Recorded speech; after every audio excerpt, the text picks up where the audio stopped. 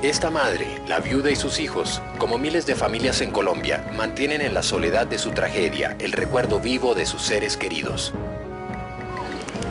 Ay no, yo cuando vengo a esta tumba y miro a mi esposo y a mis cuñados, eso a mí me da mucha tristeza, saber que ellos fueron matados, fueron masacrados. Este niño, al igual que otros niños y niñas, vivió el horror del crimen aleve de su padre. Nos sobrepasaron en el momento que estaban a la misma altura que nosotros, le dispararon a mi papá. Esta mujer y su familia, como cientos de familias, han buscado el exilio para huir del exterminio. Ya habíamos aprendido que las amenazas se cumplían y que no amenazaban solo por asustar.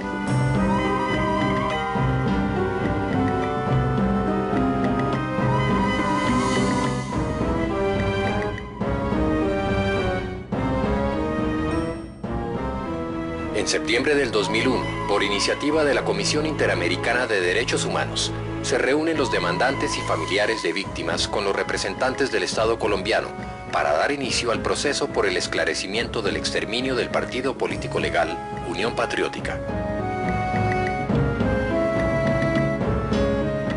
De esa forma, la Unión Patriótica quiere resaltar que lo que hemos actuado en esta demanda contra el Estado colombiano por el genocidio de que es víctima la OP es consecuencia del triple y claudicable compromiso que tenemos con todos los militantes, con los familiares de las víctimas y con la mayoría del pueblo colombiano para que esa tragedia nacional nunca más pueda volver a ocurrir.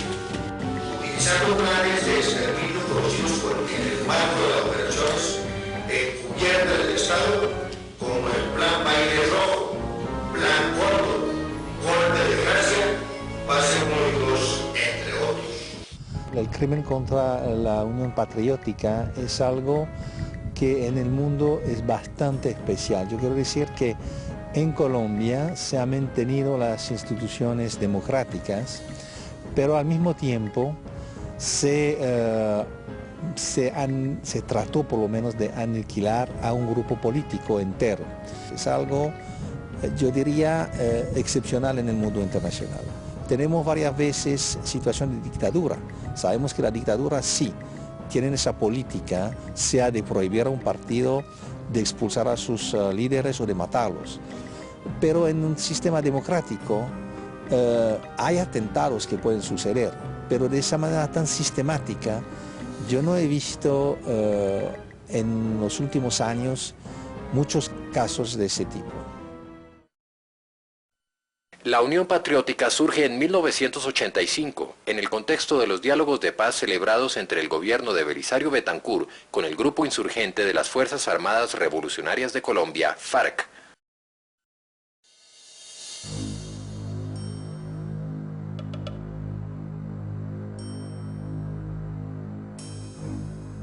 La Unión Patriótica surge en un diálogo que hace el gobierno con las FARC en el municipio de La Uribe, y allí se propone como un movimiento pluralista, convergente, diferente a los sectores tradicionales.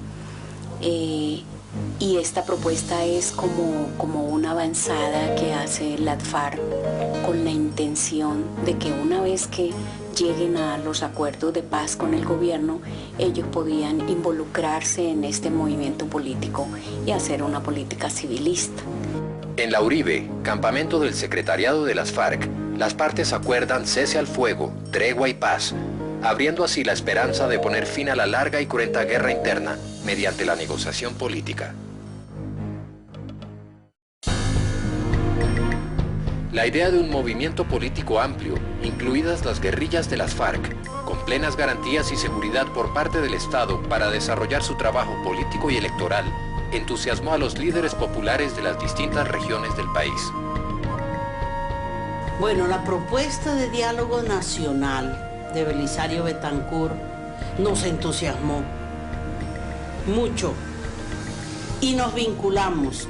Y se vinculó también gente del Partido Comunista, se vincularon los líderes que trabajaban en la lucha por la vivienda, se vinculó la Coordinadora Obrero Campesina Popular. Todos nos vinculamos al gran diálogo nacional. La Unión Patriótica pretendía recoger ese descontento ocasionado por los partidos tradicionales. Al Cesar, creo yo que le cabe el honor de haber lanzado por primera vez a la Unión Patriótica como movimiento nacional. Esto ocurrió el 16 de junio de 1985 en Pueblo Bello, Cesar. Allí había gente de las FARC, eso es cierto, porque era con ellos la Unión Patriótica. Y lo que se había dicho era que la Unión Patriótica iba a ser el mecanismo, digamos, la organización a través de la cual la gente de la FARC se iría a vincular a la actividad política concreta.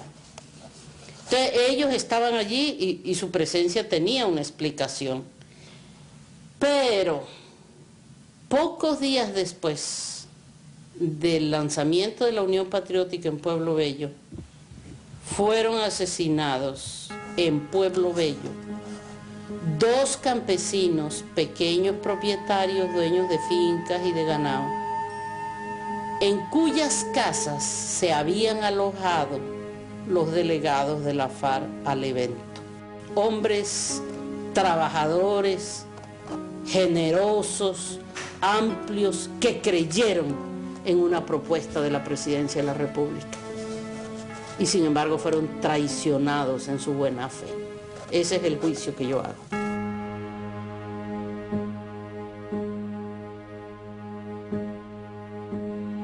El último día que vi a Miguel Ángel fue el 4 de septiembre de 1984.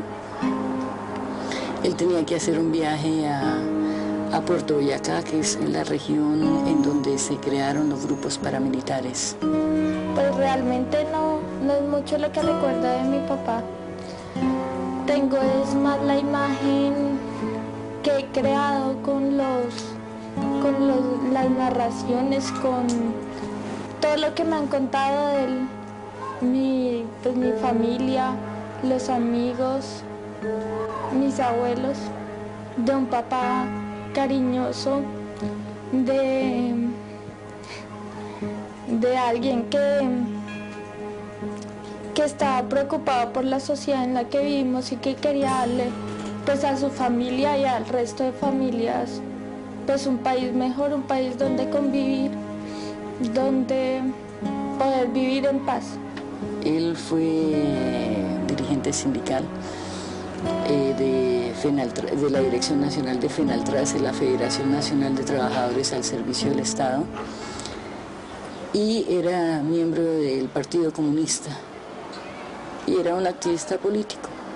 Me acuerdo del día que lo desaparecieron, él siempre nos daba de mesada, nos daba 25 pesos.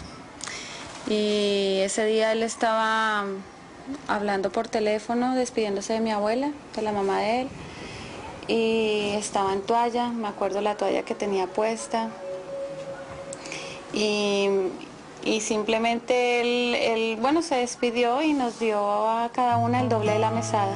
Yo le pregunté a un compañero que le desaparecieron su hijo si él pensaba cada noche qué había pasado con su hijo, como yo pensaba cada noche qué había pasado con Miguel Ángel. Y realmente, de alguna manera me arrepentí de haberle hecho esa pregunta por la respuesta que me dio, que fue muy dolorosa. Me dijo: Gloria, llevo 1107 noches pensando en 1107 muertes diferentes de mi hijo. Cada noche pienso en una manera distinta como lo mataron. Es decir, es un sistema de tortura permanente, es un sistema de tortura en donde cuando tiene una opción seria de poder saber la verdad, siente miedo de esa verdad, siente miedo de enfrentarse a la verdad, es decir, le desbaratan a uno la vida totalmente. Precisamente eso es lo que quieren los desaparecedores, La UP logra resultados sin precedentes para un grupo de oposición. Son elegidos por voto popular 9 congresistas y 3 suplentes, 12 diputados.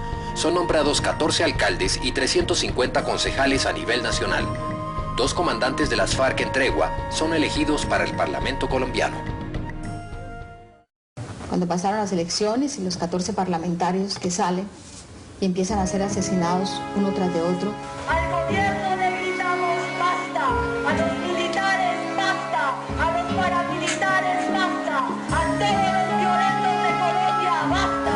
Eso realmente, yo creo que para todo el país, para todo el mundo era impresionante ver caer a hombres tan íntegros, profesionales muy preparados, como Pedro Nel Jiménez, como Leonardo Posada, como toda esta gente.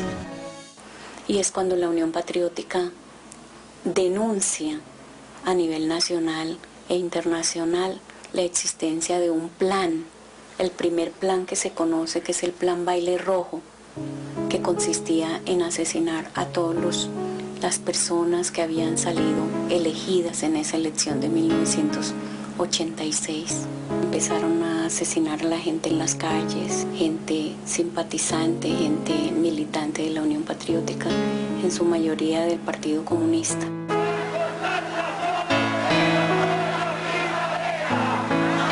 Todo esto rompe la negociación.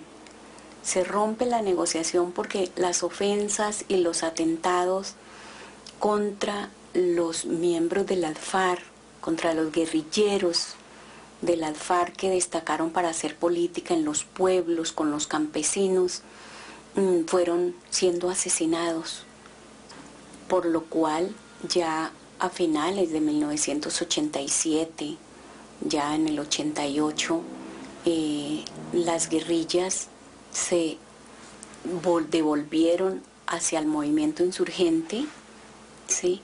Y quedó la Unión Patriótica sin estos dirigentes guerrilleros. La Unión Patriótica con su propia dinámica, con su gente de la población civil, de la sociedad. Estamos pagando el tributo de la guerra sucia, sino que ya también el partido de gobierno ve caer a sus mejores hijos bajo el del gobierno que lleva el nombre de Barco. Se han masacrado de la manera más salvaje a varios dirigentes y militantes de nuestro movimiento político. En consecuencia le hemos dicho al gobierno nacional que nos defina si tenemos derecho a vivir o no en nuestro país. Lo conocí en Ubaque, que es nuestro pueblo natal. En el pueblo lo recuerdo como un muchacho alegre, muy inteligente, un hombre muy sencillo, muy querido por todos sus compañeros de colegio, sus vecinos. Era un hombre que a todas partes a donde él llegaba irradiaba alegría.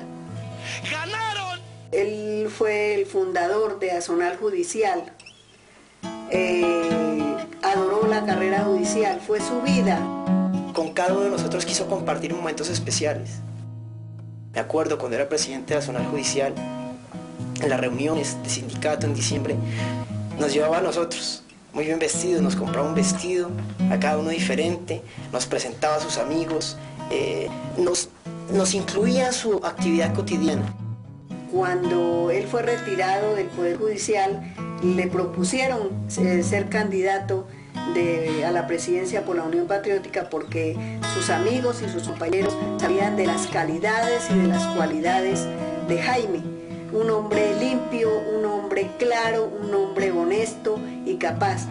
Él quería y creía que podía en este país lograr un país libre, un país armónico, un país lleno de oportunidades para la gente menos favorecida. Algunos estamos amenazados de muerte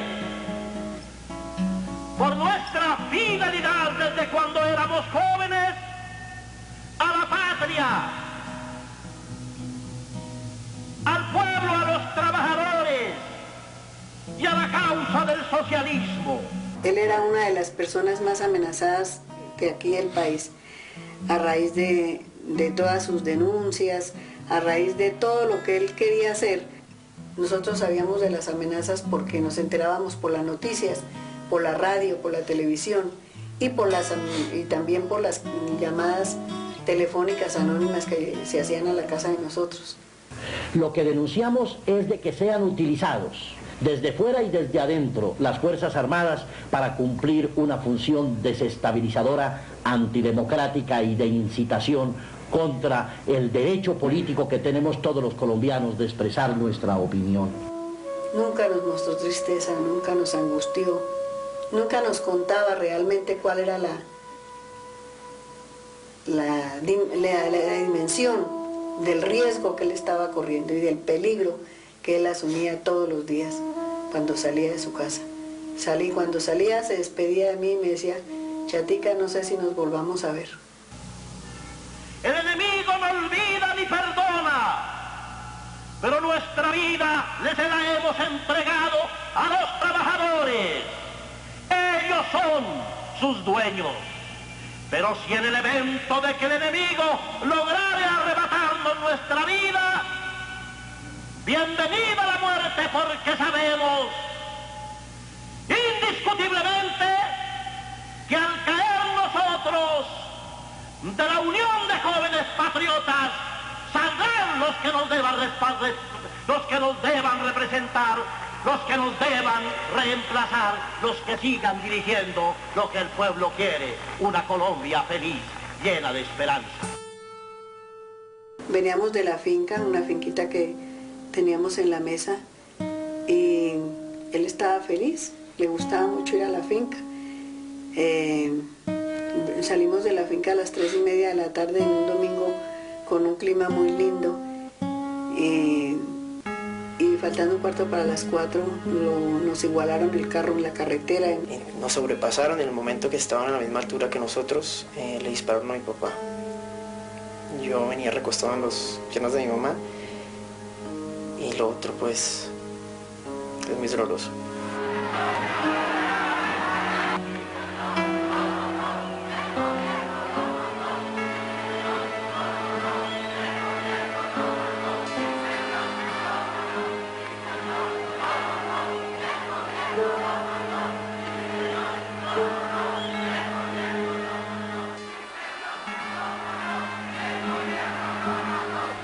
¿Por qué lo mataron?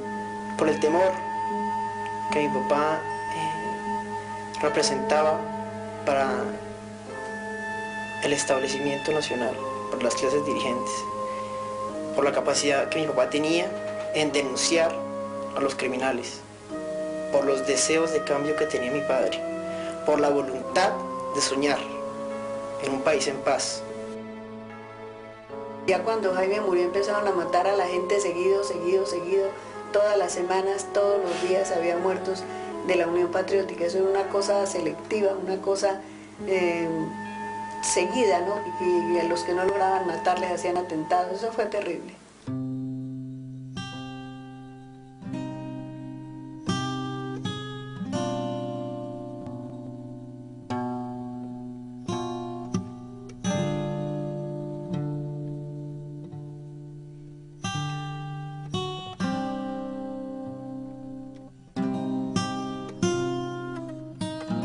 Y en todo este proceso de exterminio, el Estado colombiano nunca se pronunció de decir, vamos a proteger a estas personas, ¿qué es lo que está pasando? ¿Sí? Ni hubo pronunciamientos de la Iglesia Católica, y así muchos líderes de este país que no se pronunciaron en esta masacre, en este exterminio. Se debe una explicación. Por esto este genocidio es un crimen de lesa humanidad, porque no solamente ha lesionado la vida de la gente, sus familiares, sus amigos, sino la conciencia ética de la humanidad, de la sociedad colombiana. Pues yo salí de Vistahermosa porque fui víctima de la violencia, donde me asesinaron 4 familiares. Mi esposo pertenecía al Partido Comunista. Él había sido amenazado por el ejército porque él había denunciado los atropellos que se habían cometido allá en esa región. ¿Qué fue lo que pasó en Piñalito? En Piñalito fue un grupo de aproximadamente unas 25 personas irrumpieron aproximadamente a la 1 de la mañana, llegaron a un establecimiento, en una gallera, y ametrallaron las gentes con un saldo de 14 muertos. Entonces de ahí vino el odio, el fastidio, la rabia, como lo quisieran tratar, que era un auxiliador de la guerrilla. Entonces ya es cuando me torturan viva, porque me matan el primer hijo. Fue Gerardo Cañón Trujillo. En Puerto Lucas salió a vender 3 cargas de plátano y un hombre llamado Luis Antonio le buscó una riña y lo mató. Y de ahí se refugió en el batallón 21 Vargas. Luego en el 86, a los 4 meses, me asesinan el otro. Él se llama Nelson Cañón Trujillo. Eso fue a las 8 de la mañana. Todo el pueblo miró. Entonces es cuando ya el ejército se tira de la camioneta. Entonces lo acorralan ahí. Y cuando ya le pegaron los primeros tiros, los rafagazos, él cayó. Al río botaron los tenis. Entonces él apareció encima de una carpa militar, las botas militares, una pistola y una granada. Se sabe que fue el ejército porque a él lo reconoció el gobierno, o sea, indemnizó el gobierno, pagó a la muerte de Nelson. Entonces yo sí, ya cuando miré que ya cayeron 2, le dije yo, ay Julio, yo me voy, porque de pronto acaban con todos, yo me voy. Entonces, con el dolor del alma y todo, me tocó dejar la finca, salir con lo que teníamos encima. Llegamos aquí a Bogotá y de posada por allá de un amigo. Y ya él dijo, bueno, yo me voy porque yo no voy a ser cobarde, salir y enterrar a los hijos y salir corriendo, no. Yo no salgo huyendo, yo me voy. Y él se fue para allá. Lo eligieron como alcalde y entonces cuando ya le mandan sufragios de que a él no le dejaban sino 3 meses de vida. Lo cumplieron. Él iba en el bus de la Macarena con 2 escoltas del DAS. Yendo de San Juan para abajo, pasó un carro, una camioneta negra y se le atravesó al bus. Entonces obligaron a la gente, a los pasajeros, 30 pasajeros, los bajaron a todos y los tendieron en la carretera boca abajo, bajo el primer escolta del DAS, y se humilló, les decía que por Dios no lo fueran a matar y esto, y entonces lo acostaron allá.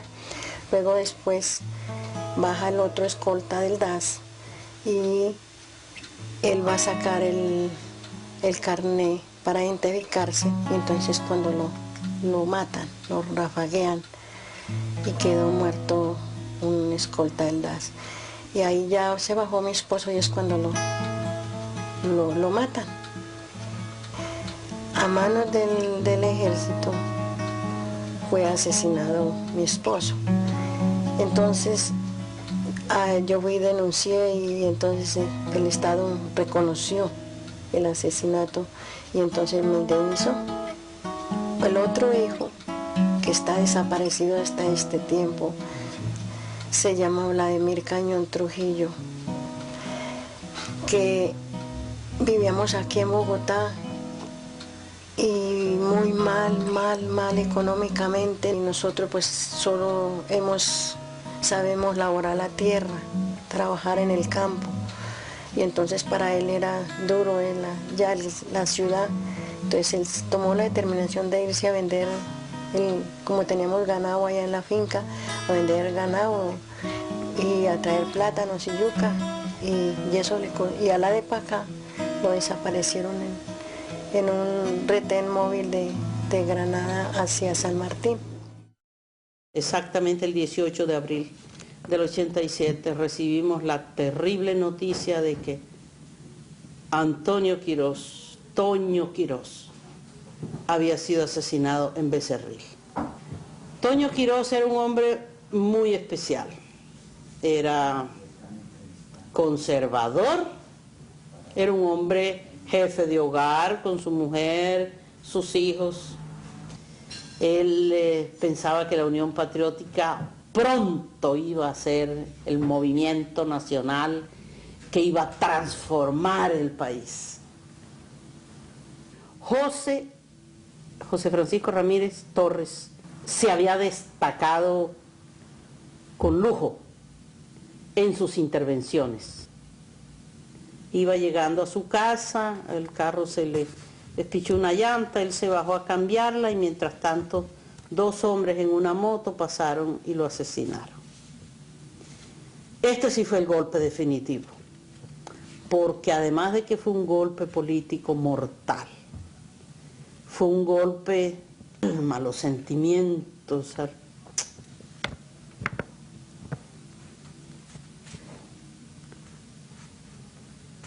fue mortal. José dejaba una viuda, una madre sin consuelo, unos padres sin consuelo y 2 hijas muy pequeñitas. La muerte de José Ramírez, además de llenarnos de miedo, de pavor, entramos en una época de pánico colectivo. No sabíamos qué hacer y no teníamos cómo enfrentar ese tipo de ataques, de ninguna manera.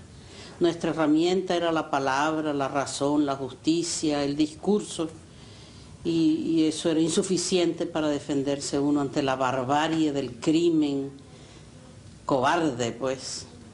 Hubo compañeros que decidieron que en Colombia no había condiciones para luchar por las transformaciones que el país demandaba por la vía legal, a través de un movimiento cívico, a través de un movimiento amplio, que eso no era posible, era su visión, y que definitivamente para responderle a quienes nos asesinaban había que optar por la vía armada.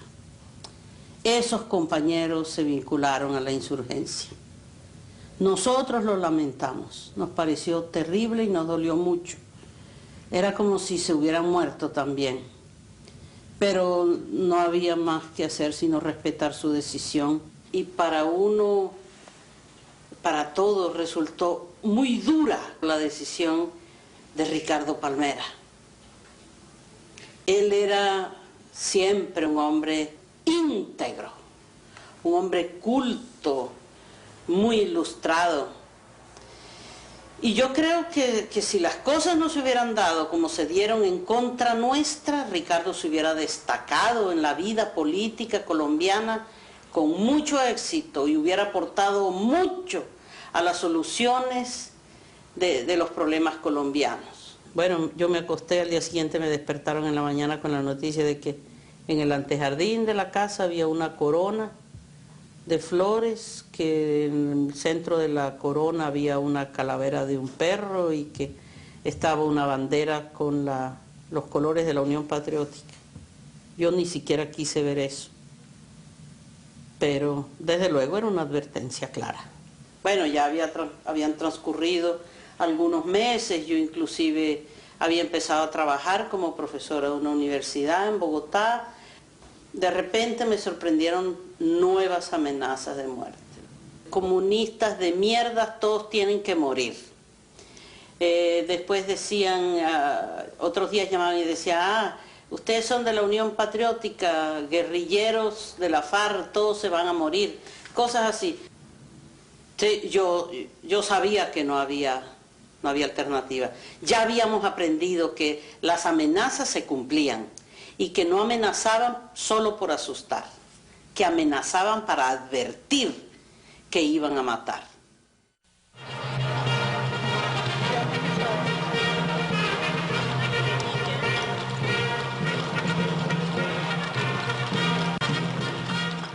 Contacté amigos que vivían acá en Suecia, logré hablar con ellos por teléfono, nos escribimos varias veces y fueron ellos los que me orientaron y me informaron acerca de la posibilidad que yo tenía de venir a Suecia y solicitar asilo político. stora grupper med. Och därför kommer jag vädja till eleverna att vara jättesnäll nu emellan.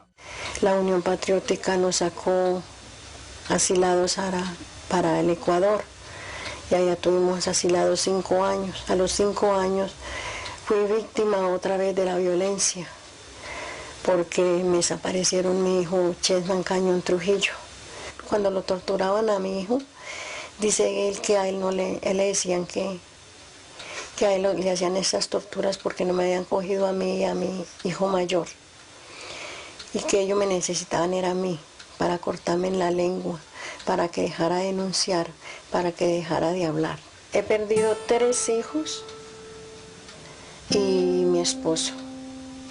Y mis 4 hijos, 2 tengo en Canadá, asilados, 1 en el Ecuador, y mi hija menor y yo que me encuentro acá.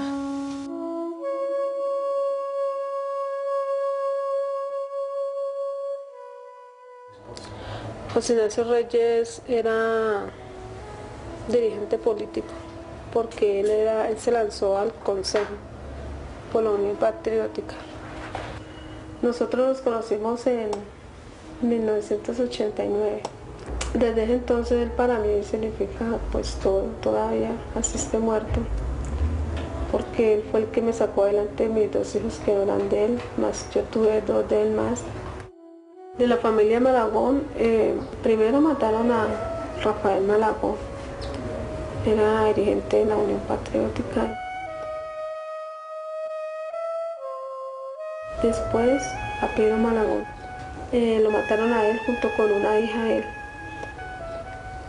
Después de Pedro Malagón, asesinan a mi esposo, José Ignacio Reyes, junto con Francisco Reyes y Nidia Reyes. Ellos venían en un carro Nissan, los bajaron en la trucha 5, cogieron a mi esposo, a mi cuñada y a mi cuñado, los masacraron. A mi esposo le echaron un ácido en el brazo. Yo fui a Granada a preguntar quién mató a mi esposo y por qué, si o fue confundido o de pronto por qué lo hicieron. Fui donde el señor Personero. El señor Personero me dijo, espera un momentico la respuesta. Yo estaba allá afuera, me senté y me llevó fue un documento diciéndome que a mi esposo y a mis cuñados los habían matado por problemas ideológicos y políticos en el marco del conflicto armado interno. Yo le dije, señor Personero, hágame un favor, ¿y qué quiere decir esto? Entonces él llegó y me dijo, eso es de la guerra que estamos viviendo. No fue más la respuesta. A pesar de que estaban matando tanta gente de la Unión Patriótica, de que caía un asesinado, el otro amenazado, el otro quedaba sin piernas, el otro quedaba en silla de ruedas, semejante tragedia tan espantosa, la gente no se despegaba de su sitio de compromiso, digámoslo así, y porque a lo último era pelearse también un espacio político en un país de una intolerancia inimaginable. Sin embargo, guardamos las esperanzas, el entusiasmo, el interés. Y de pronto, bueno, las otras elecciones, iba entonces Bernardo para la presidencia y la simpatía crecía muchísimo.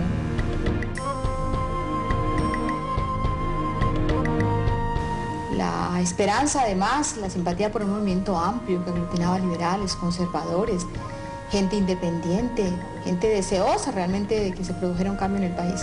Nosotros estamos convencidos que han cambiado muchas cosas en Colombia, de que se ha abierto el espacio y la convicción de la inmensa mayoría de los colombianos que la única alternativa y la única salida es la salida política, y que la salida política al conflicto armado pasa por el diálogo entre el gobierno y la insurgencia, toda ella en su conjunto, y la interlocución también válida de la sociedad civil para encontrar caminos de reconciliación. A él no le gustaba ver pues que cuando él estudiaba hubiera como una descompensación en la sociedad, ¿no es cierto? Que hubiera compañeros que no tenían ni para el desayuno. Entonces desde ahí le nació a él la espina de ayudarle a los más desprotegidos. Entonces él, cuando ya estaba en bachillerato, con otros compañeros y con el comercio de Manizales, fundó un restaurante popular para los que no tenían desayuno o almuerzo. Pero también creemos que la iniciativa gubernamental adolece de profundas fallas, de que no se puede ser consecuente con la paz y reclamarla mientras se mantienen los operativos militares a lo largo y ancho de la patria, de que no se puede ser consecuente con la paz y hablar de paz mientras no se combate efectivamente a los grupos paramilitares, de que no se puede hablar de paz ni ser consecuente con la paz cuando no se castiga ejemplarmente a los miembros del Estado comprometidos en la violencia contra la población civil. Cuando yo conocí a Bernardo era un parlamentario, uno de los parlamentarios más fogosos y más sobresalientes del Congreso de Colombia. Era representante a la Cámara por el departamento de Antioquia, presidente de la Unión Patriótica y uno de los hombres más amenazados del país. Pero también he reseñado que Colombia no soporta otra experiencia como la de nuestro movimiento, la Unión Patriótica, como la del Frente Popular, como la de Luchar, que han pagado con la vida de sus principales dirigentes su decisión de la lucha por la democracia en condiciones de legalidad. Era un hombre de cambio, un gran demócrata, un demócrata integral, era un componedor, era un hábil político, era un visionario. Pero hoy en Ibagué también tenemos que precisar la convicción de la Unión Patriótica de que en la otra ala del conflicto, en la insurgencia armada colombiana, no se puede quedar en sus reiterativas cartas y llamamientos a la paz, de que el movimiento insurgente tiene que dar pasos precisos y serios para aclimatar un ambiente de diálogo. Bernardo salió el 13 de marzo elegido senador de la República. Ese 22 de marzo, que era un jueves, 8:15 de la mañana, íbamos de viaje a Santa Marta. Él iba a preparar el pleno del Partido Comunista y de la Unión Patriótica para iniciar la campaña a la presidencia. La Unión Patriótica lo lanzó a él después que mataron a Galán. Lo lanzaron como candidato a la presidencia de la República y cogió mucha fuerza. Fueron unas elecciones, una campaña muy dura, porque en esa campaña murieron 3 candidatos a la presidencia: Luis Carlos Galán, Carlos Pizarro y mi Bernardo. Ese día, como siempre, salimos hacia el aeropuerto. Bernardo no quiso ponerse el chaleco antibalas. Salimos muy rápido, llegamos. Cuando entramos a la puerta del puente aéreo, me tomó de la mano y empezamos a caminar. Cuando llegamos a la droguería en el puente aéreo frente, sentí unos disparos y sentí, porque no vi a lo lejos un agente de policía. Yo pensaba que era un robo. Los escoltas, que llevábamos 16, uno de ellos me empujó. Yo caí encima de Bernardo, él ya estaba herido, él rompió los vidrios de la droguería y yo caí encima de él. Yo estaba en la cocina haciendo el desayuno, fabricando el desayuno y oyendo radio, cuando dieron el aviso: atención, atención, acaban de un atentado contra el doctor Bernardo Jaramillo en el aeropuerto, en el terminal del aeropuerto del Dorado. Me dijo 3 frases: mi amor, no siento las piernas, esos HPs me mataron, me voy a morir, abrázame y protégeme. Entre todos alzamos a Bernardo y entramos al carro. Ya él había perdido el conocimiento. Entró en shock y no habló más. Que en ese momento nos hubiera provocado estar muertos juntos con él, porque eso es muy doloroso. Él murió a los 34 años, tenía 34. Era un joven que le gustaba el tango, la salsa y el rock. Compartimos muchas cosas, muchas alegrías, muchas tristezas cuando mataban pues a nuestros compañeros. La parte personal soñábamos con tener una familia normal, en poder caminar en un parque, salir cogidos de la mano. En la parte política, tener un país en donde la gente tuviera bienestar económico, donde no hubiese hambre, pero también donde hubiese tolerancia y respeto por las ideas ajenas. Un episodio muy triste y lamentable fue que a raíz de la muerte, del asesinato de Bernardo, el arzobispo de aquí, ¿cómo se llamaba? Bueno, el arzobispo que era en ese entonces aquí en Manizales, prohibió... El Pimiento, sí, que prohibió que nadie, ningún sacerdote podía celebrar una misa por el alma de Bernardo. Eso fue, nosotros tuvimos esa incertidumbre, esa tristeza de no poder asistir a una misa por el alma de Bernardo, porque el arzobispo lo había prohibido, porque era de izquierda. El entierro demoró 2 días, uno simbólico en Bogotá y otro en Manizales. Mucha gente, mucho dolor. Lo primero que dijo el gobierno fue que lo había mandado a matar Pablo Escobar. Lo mató Carlos Castaño. Carlos Castaño fue condenado por un juez de la República. Él y su hermano Fidel fueron condenados a 40 años para los dos. Dicen que uno murió y el otro es el jefe paramilitar más importante del país. Nosotros hemos reiterado la necesidad y la convicción de que ese diálogo debe ser directo y de que las dos fuerzas en contienda tienen que sentarse a la mesa de conversaciones dispuestos a hacer concesiones a la contraparte. Mi papá, él era un hombre trabajador, él era albañil, era constructor. Pertenecía a la Unión Patriótica, pues nosotros casi ni siquiera entendíamos la Unión Patriótica qué era, pero él siempre trabajaba por la defensa de la vivienda de los más pobres. Llevamos 22 años viviendo en esta casa, en esta finca. Nosotros teníamos animales acá, teníamos cerdos, teníamos ganado, manteníamos cultivos de habichuela, de arveja, de tomate. Yo vivía en el centro con mi esposo, y allá donde trabajábamos. Y la niña vivía aquí con mis padres. Estábamos durmiendo aquí, pues mi familia, cuando escuché ruidos. Y cuando comenzaron a disparar, eso se veían ráfagas.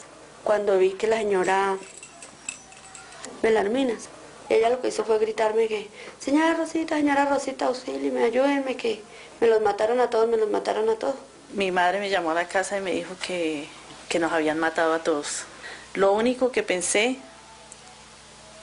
era en mi hija. Eso fue a las 2:45 de la mañana, y ya cuando llegamos aquí, pues lo único fue que encontramos a toda la familia muerta, tendida aquí en este piso. Pues ahí se alcanzan a ver los balazos, y estaba mi padre y estaba mi hermano, los tenían tendidos ahí, y ellos les habían pegado un disparo por la parte de atrás. Estaban en pantaloncillos, estaban totalmente desnudos. Yo lo único que hacía era buscar a mi hija por entre los muertos, porque yo pensé que mi hija estaba muerta. Aquí en la casa murió mi hermano, que tenía 26 años, Camilo, él era el mayor. Mi hermana Yané, ella tenía 19 años, mi hermana Blanca, que tenía 16 años. Murió mi cuñado y murió mi padre. Se salvó mi mamá y mi hija. Ahora, otra cosa que, como decían, que los encontraron vestidos con armas, con prendas militares y con armas ahí, y no sé qué, eso es una mentira. Eso es una mentira, porque nosotros nos dimos cuenta, o sea, no solo yo, mucha gente.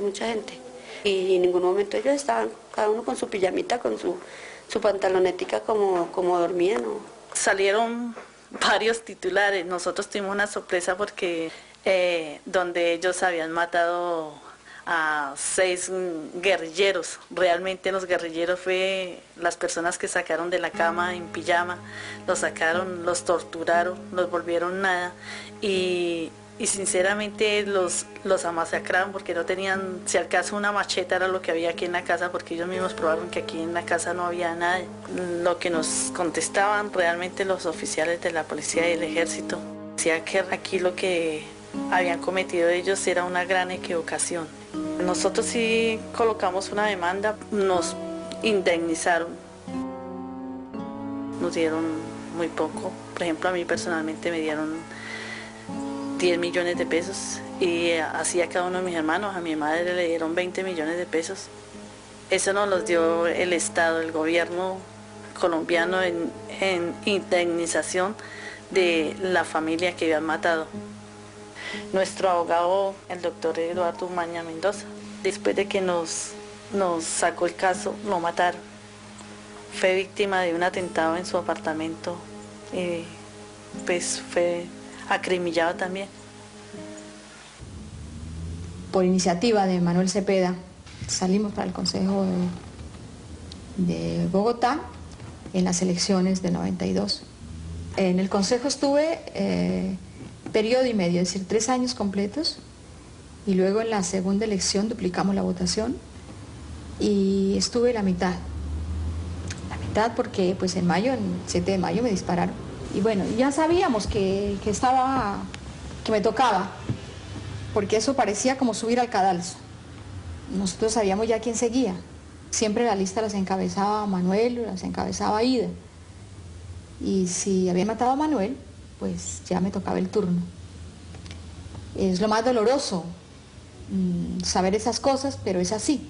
Noticia de última hora en la ciudad de Bogotá, la protagonista, la concejal de la Unión Patriótica, la doctora Aída Abella, que acaba de salir ilesa de un atentado criminal en su contra, las 7:51. Bueno, el 7 de mayo del 96, de 1996, como de costumbre, yo salía muy temprano para el consejo. Y como siempre, teníamos un seguimiento feroz. Yo lo veo por uno de los espejos y les digo a los muchachos, es un carro de 3 hombres.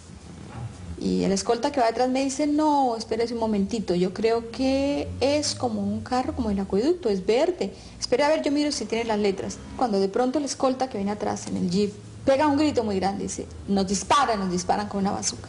Yo dije, me mataron y cogí el teléfono y ahí fue cuando salimos a la radio. Sí, doctora Abella. No, habla con un guardaespaldas, acaban de dispararnos con una bazooka, por favor. A ver, ¿y cuál es el estado de salud de la doctora Aída Abella? No, nos encontramos bien, pero está alterada, por favor. Necesitamos refuerzos que nos ayuden, por favor. Y después de la explosión sentíamos como si cayeran piedras a los vidrios. Y resulta que nos estaban disparando los 3 nos disparaban con revólveres después del roque. ¿Usted alcanzó a ver con qué tipo de armas disparaban, doctora Aída? Como una cosa larga, como un tubo largo disparaba. No era revólver, no. Como una bazooka, sí. Una cosa terrible. Por favor, hagan algo. Y no sabíamos lo que había pasado, había una gran explosión, pero teníamos mucha angustia, porque esos operativos no los hacen solos, seguramente que va carros adelante, carros atrás, carros a los lados. Doctora Abella, ¿usted había sido amenazada en estos días? Terrible. Sí, la oposición, es el precio de la oposición. Nos quieren matar porque somos de la UP. Estas cosas pues lo hacen a uno tomar decisiones que a lo mejor nunca hubiera tomado. La decisión de salir del país. 23 años con amenazas, 3 veces había salido del país porque habían grupos que me iban a matar y la 4ª vez me dispararon, milagrosamente no hicieron el blanco. Yo creo que el exilio es parte de la vida en otra parte, tal vez en condiciones muy diferentes, muy distintas, pero de pronto también tan estimulante y con un compromiso también de trabajo inmenso. Aquí no paramos de trabajar por Colombia y vivimos para volver. En este país, como dice Aída Abella, las investigaciones de la fuerza pública llegan hasta la puerta de los batallones y nosotros pensamos que no valía la pena seguir corriendo el riesgo aquí en Colombia, que había que sacarlo a una instancia internacional. Entonces, Reiniciar y la Comisión Colombiana de Juristas, junto con la Dirección Nacional de la Unión Patriótica y el Partido Comunista, acudimos a la Comisión Interamericana de Derechos Humanos en búsqueda de justicia, en búsqueda de que el Estado asumiera la responsabilidad por el exterminio de la Unión Patriótica. La Comisión Interamericana produce entonces en 1997 su informe de admisibilidad del caso. Es un caso dramático, donde hubo con gran especificidad alegaciones por parte de los peticionarios de la responsabilidad del Estado, indicando que hasta el momento cuando la comisión dio trámite a la petición, que no había ningún detenido, no había realmente avances serios en la investigación de las matanzas de militantes, ex candidatos presidenciales, senadores, alcaldes de la Unión Patriótica. Entonces la comisión en el fase de admisibilidad solamente determina que se han agotado los recursos de la jurisdicción interna o se ha aplicado una excepción a la regla de previo agotamiento, y que si es verdad lo que afirma el peticionario, esto puede constituir violaciones de la Convención. En ese contexto le propone al gobierno de Colombia y a los peticionarios llegar a tratar este caso en el marco de una solución amistosa.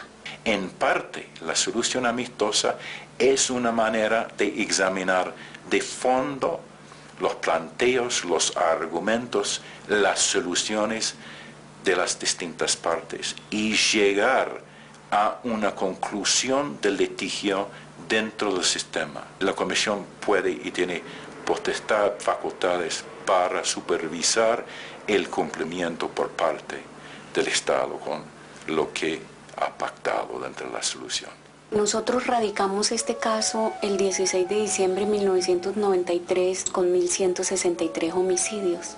De esos 1.163, en estos momentos hay cerca de 3.000. Pero en las investigaciones que hemos hecho ya en terreno, esa cifra va aumentando, va aumentando. Este proceso ha tenido muchas dificultades. No es fácil cambiar la mentalidad política, la cultura política del establecimiento, sobre todo porque continúa la persecución contra los sobrevivientes. La memoria de las víctimas merece ser honrada y merece ser dignificada. Los colombianos jóvenes deben saber quiénes fueron esas víctimas, seres humanos, nobles, bien intencionados, que luchaban por las vías legales para superar los problemas del país. Yo sí quiero que hagan justicia por lo que pasó. Quiero que hagan justicia, que esto no se quede impune, la muerte de estos 6 familiares. Quiero un país donde los ciudadanos conozcan su entorno, donde las gentes conozcan su sociedad, donde las gentes sepan cuál es la fuente que le ha causado tanto daño a este país. En Colombia se sabe, cuando hablan de la Unión Patriótica dicen, sí, los mataron a todos. Ah, la UP, sí, los mataron a todos. Aparentemente ha quedado allí, sí, en esa memoria colectiva, el exterminio del grupo. Nadie sabe cómo fue, nadie sabe estas intimidades de cada caso. Y hay que decirlas, y hay que señalar los mecanismos de impunidad, hay que señalar los mecanismos que utilizaron para asesinar a cada uno y al grupo en general. Yo creo que yo vivo aquí porque mis pies están aquí, pero mi alma está siempre allá.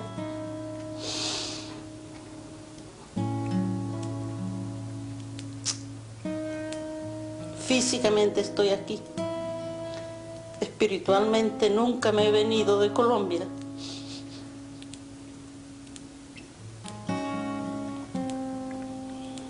Siempre he estado allá. Por eso duele la tragedia colombiana.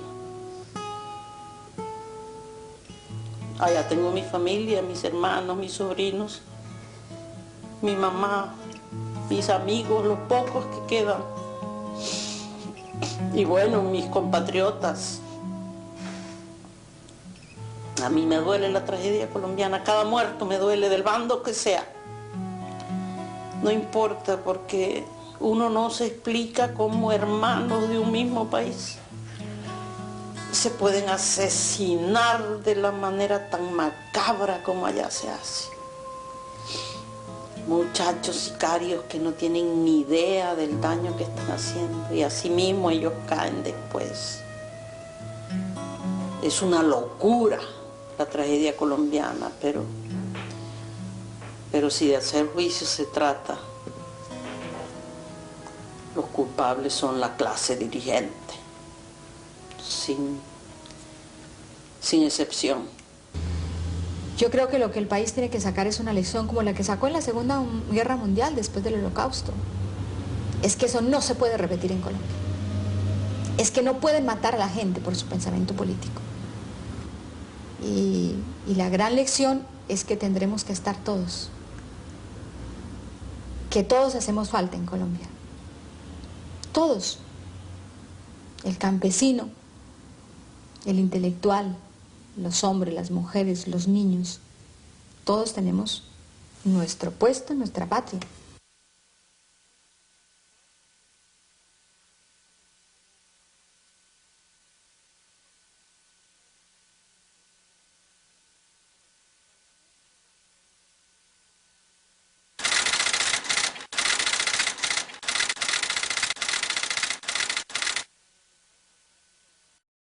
Quien es la que adelanta la demanda de la Comisión Interamericana de Derechos Humanos contra el genocidio de la Unión Patriótica.